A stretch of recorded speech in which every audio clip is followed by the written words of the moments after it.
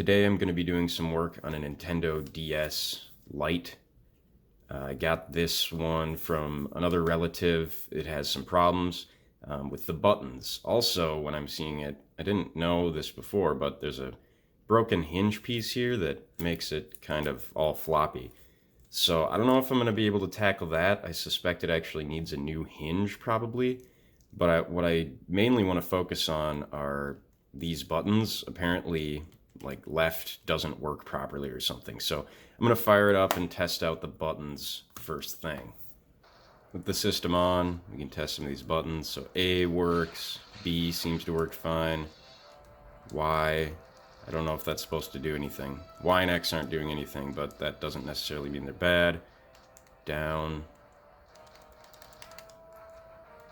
Oh, down's a little flaky. And left. So if I push left and down hard enough, they work. But both these directions have issues. Up works, right works. Start and select. I'm not sure about select. Select X and Y may not do anything in this game. R seems to work. I don't know if L does anything. So left and down seem to be our main problem buttons here. So I'll get this thing open. It might just be that it needs a cleaning underneath the pads or something like this, but that's what we'll find out. Let's take this thing apart. With the games out, no stylus in, first step is the battery cover, which uses a small Phillips.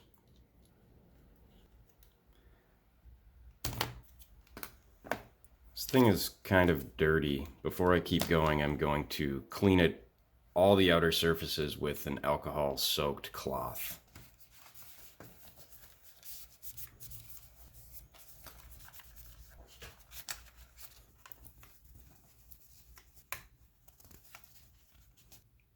It's pretty dirty.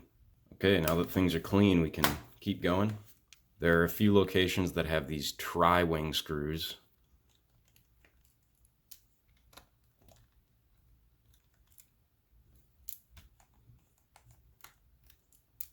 This one is a Phillips.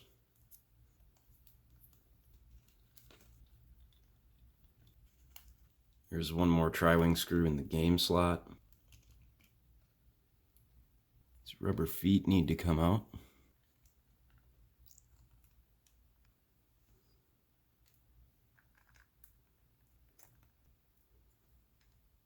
Two more Phillips.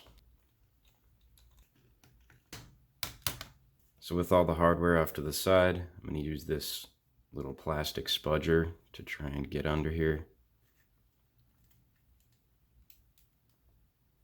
and start to remove this back.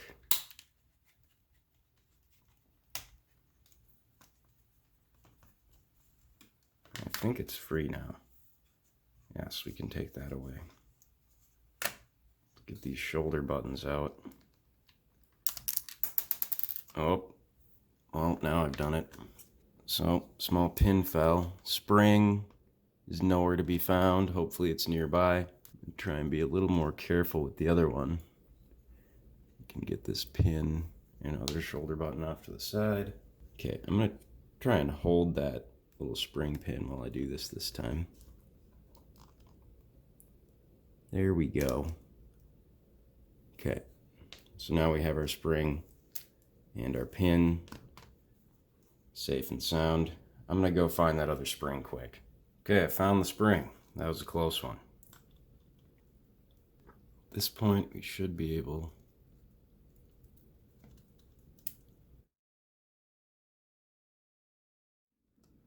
to fold it back. Okay, so I have access to the buttons, so I think I'm gonna leave this connected and just take a closer look at what's going on under these. Turn it around.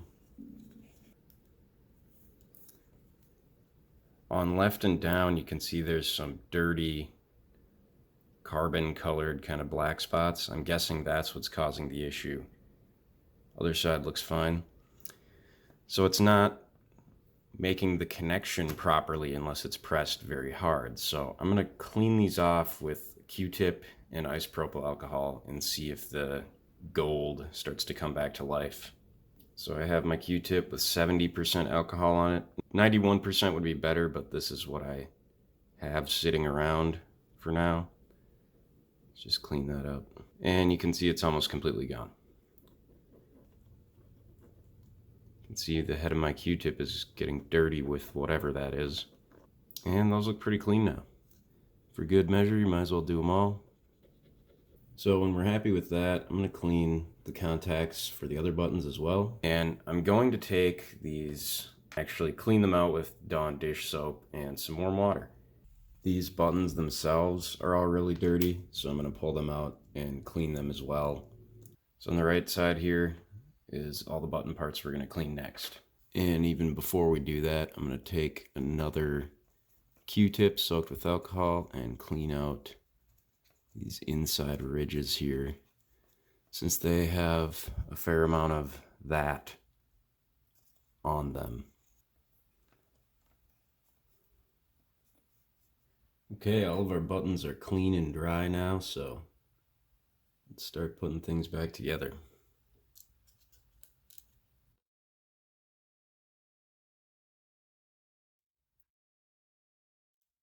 Yep, there we go.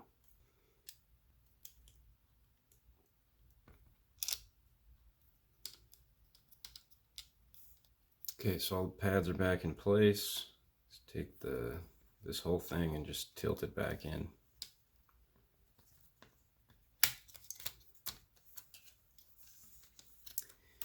So if you remember these dastardly shoulder buttons, you can get that spring in the middle there. Your pin, they do not have it centered at all, but I'm hoping it'll kind of go into place there. There we go. So you kind of got to keep this really snug in your hand. And we need to put that spring part of it back in the little catch. And there it's in. Okay, that feels correct. So we'll do that same thing on the other side. So this wire actually needs to go under the board, like so. Now I can reattach that single screw from earlier.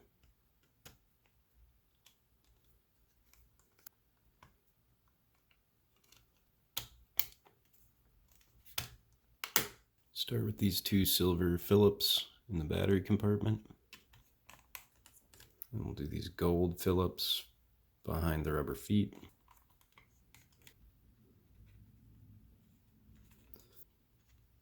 Okay. So battery goes in. Switch to our tri-wing bit. Do this small black one. And the last three tri-wings. Apparently I missed one under the battery cover.